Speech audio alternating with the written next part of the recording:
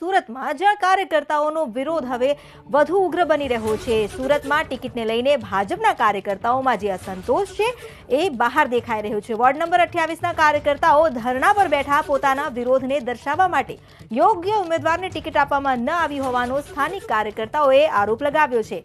Ward number 28માં Kiranben દાસને ticket આપવા સ્થાનિક કાર્યકર્તાઓએ માંગ કરી છે। જે ટિકિટ આપવામાં આવી છે એ ઉમેદવાર યોગ્ય ન હોવાનો અને તેના સ્થાને કિરણબેનને ટિકિટ આપવા માટે ભાજપના કાર્યકર્તાઓએ ધરણાનો રસ્તો અપનાવ્યો છે।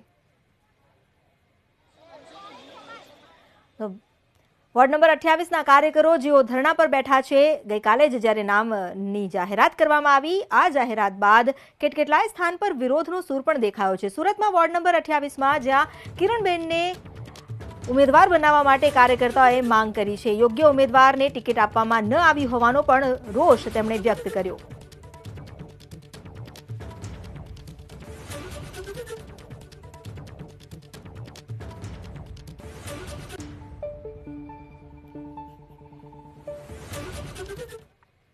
તો સુરતમાં કાર્યકર્તાઓનો જે વિરોધ છે, વધુ જાણકારી તેને લઈને આપી રહ્યા છે સંવાદદાતા ધનરાજ બાગલે। જી ધનરાજ।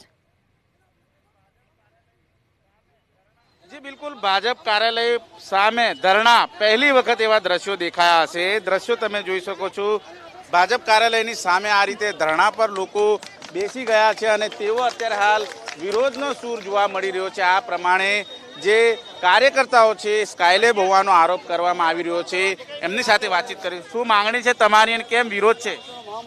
મારી માંગણી ફક્ત એ જ છે કે જે જૂના કાર્યકર્તાઓ છે, વોર્ડમાં વર્ષોથી કામ કરતા હોય, એને વાકાત કરવામાં આવ્યા છે અને મારા વોર્ડમાં બહારના આયાતી જે કાર્યકર્તાઓ છે એને લેવામાં આવ્યા છે।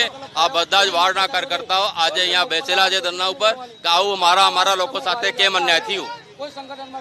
તમે કયા સમાજના છો અને શું માંગણી? પાટીદાર સમાજના છીએ અમે, વિપુલ પટેલ છું ને વિસ્તારની અંદર વોર્ડ નંબર 29 ની અંદર બધા બહારના ઉમેદવારો મૂકી દીધા છે કે વોર્ડના છે જ નહીં એ લોકો, ને પ્રાથમિક સભ્ય શક્ય સભ્ય બી નથી ને પેજ પ્રમુખ પણ નથી એ લોકો, એમને મૂક્યા છે આજે।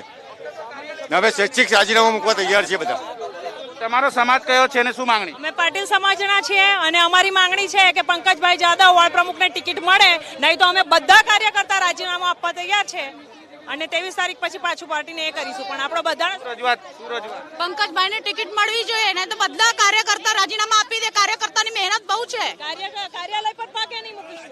યોગ્ય ઉમેદવારને ટિકિટ મળવું જોઈએ, જે કોઈ દિવસ દેખાય નહીં, ચહેરા દેખાય નહીં, કોઈ દિવસ કામ કરે નહીં, એમને ટિકિટ મળી છે। અમે નહીં ચલાવી લઈએ, નહીં ચલાવવાનું, કાર્યકર્તા નહીં ચલાવે।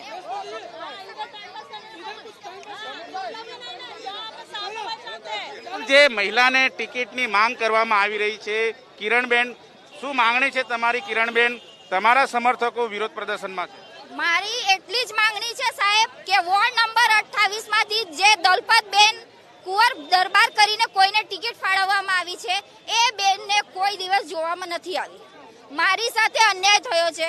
હું ગુજરાતી, મરાઠી અને ઓડિશા ત્રણેય સમાજમાં હું આગેવાન તરીકે સક્ષમ છું। મારી સાથે કેમ અન્યાય થયો, બસ આ જ મારી રજૂઆત છે। એની ટિકિટ પાછી કરાવો, આ પેનલ નહીં ચાલે। કોણ છે જેને ટિકિટ મળી છે? ક્યાં ક્યાં દેખાયેલા ખરા? કોઈ દિવસ નહીં, પૂછો તમે, કોઈને પણ પૂછો, નથી દેખાય એક પણ દિવસ। તમે કિરણબેન છો, તમે વિરોધ કરી રહ્યા છો, એવું નથી લાગતું કે પાર્ટી તમને સસ્પેન્ડ કરી દેશે?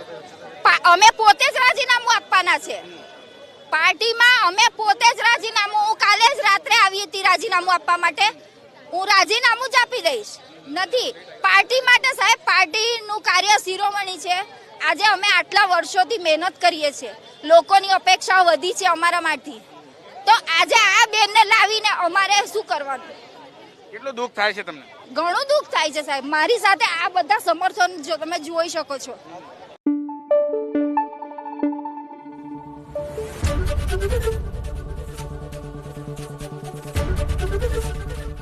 એબીપી અસ્મિતા, ગુજરાતની અસ્મિતા।